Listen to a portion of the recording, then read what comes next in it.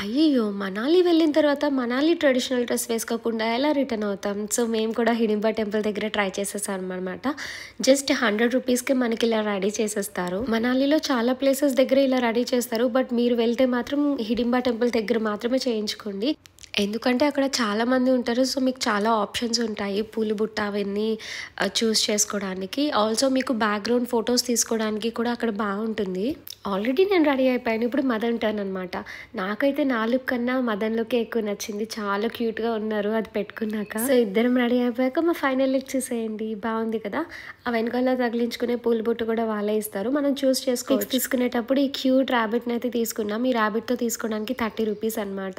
భలే బుజ్జిగా ఉంది కదా! ఫస్ట్ చూసి నేను కుక్కపిల్ల అనుకున్నాను. మరి ఇలా రెడీ అయిపోయాక ఫోటోస్ తీసుకోకపోతే ఎలా?